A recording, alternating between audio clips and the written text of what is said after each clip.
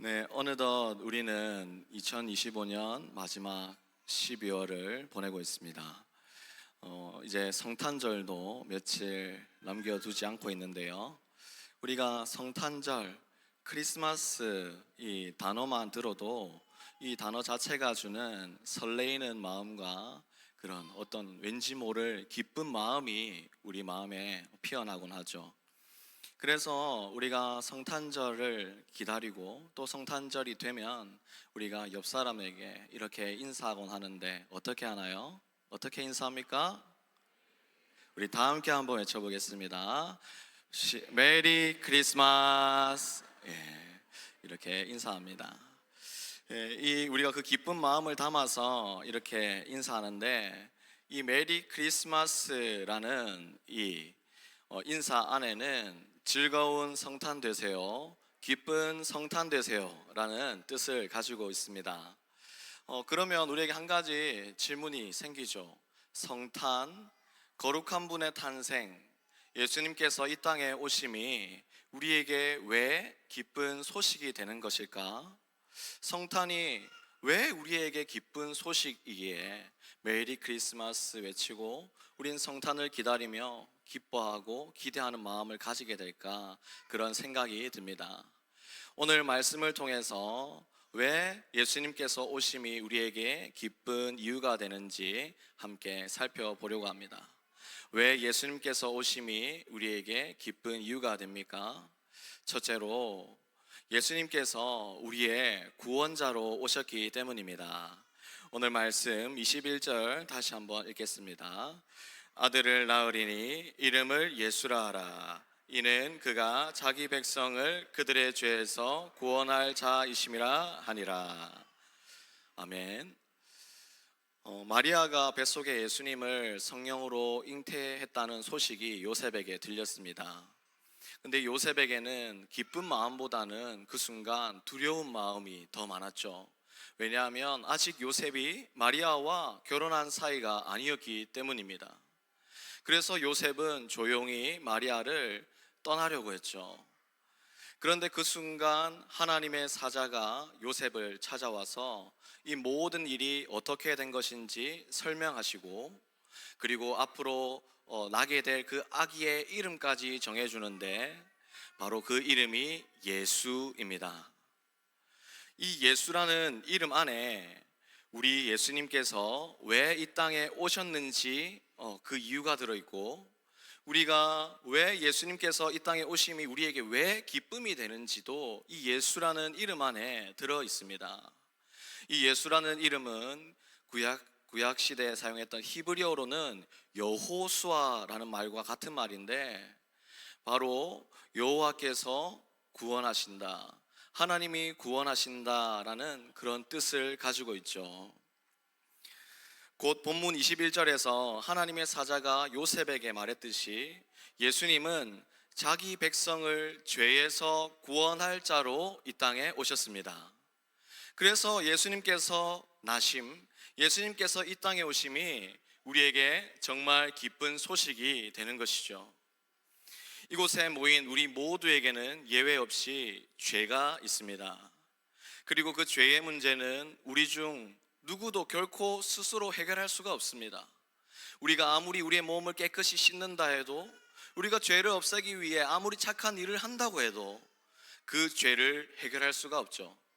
그리고 그 죄의 결과는 사망입니다.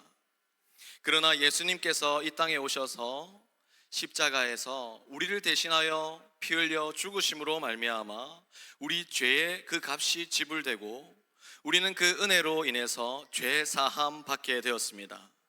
예수님께서 우리를 구원해 주셨습니다.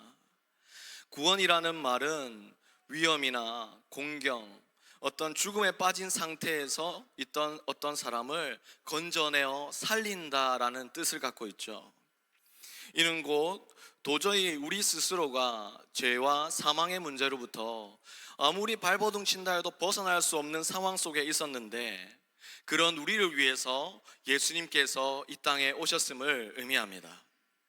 죄가 없으신 예수님께서 그 사망의 골짜기에 있던 우리를 친히 찾아오셔서 그곳에서 우리를 건져내어 주셨습니다.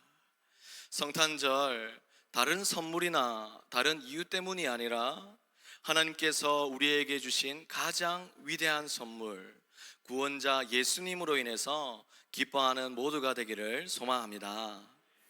두 번째로, 예수님의 탄생이 왜 우리에게 기쁨이 됩니까?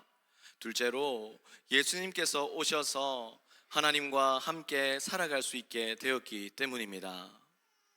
첫 번째, 우리가 예수님께서 우리의 구원자로 오셨다는 말은 우리가 이제 이 땅에서 우리 육신은 죽지만 우리 영혼이 저 천국을 갈 수 있게 되었고, 이 땅에 살면서 천국을 바라보면서 살아갈 그런 자격을 얻게 되었음을, 예수님으로 인해서 그런 자격을 얻게 되었음을 의미한다면, 두 번째로는 예수님께서 오셔서 이제 오늘 우리가 하나님과 이 땅에서도 함께 살아가면서 단지 우리가 천국을 바라볼 뿐만 아니라 이 세상 속에서도 하나님과 함께함으로 이 땅에서도 천국을 누리며 살아갈 자격을 얻게 되었음을 의미합니다. 23절 말씀 함께 읽겠습니다. 보라, 처녀가 잉태하여 아들을 낳을 것이요 그의 이름은 임마누엘이라 하리라 하셨으니, 이를 번역한즉 아멘. 23절에서 예수님의 이름이 또 하나 더 소개되고 있죠. 그것은 바로 임마누엘인데, 이는 곧 하나님이 우리와 함께 계시다라는 뜻입니다.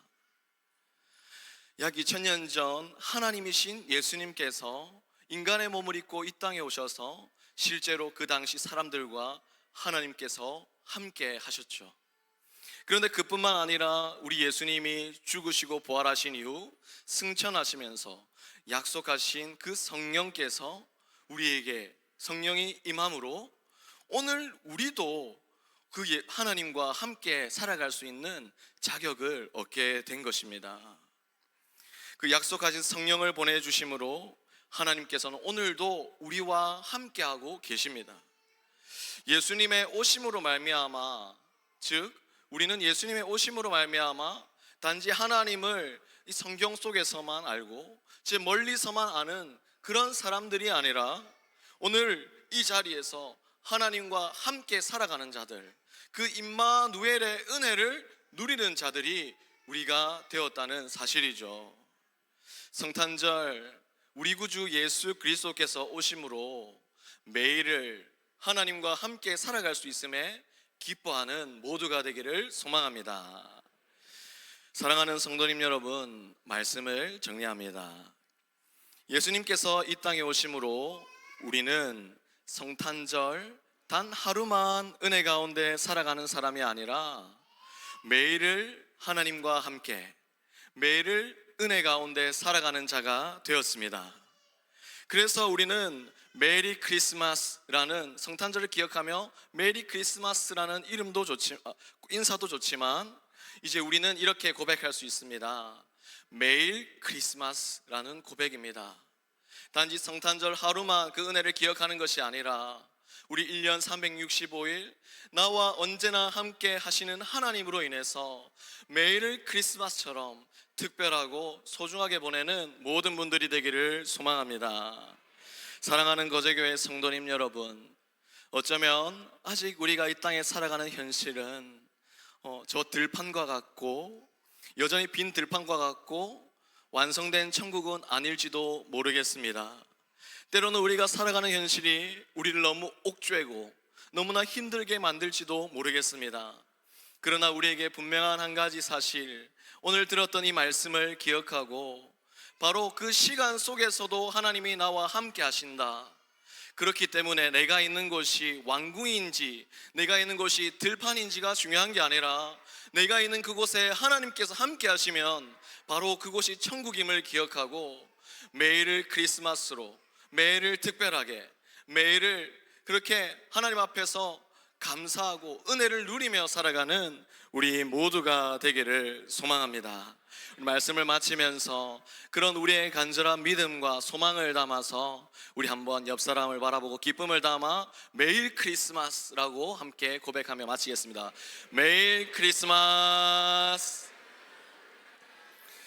네, 기도하겠습니다.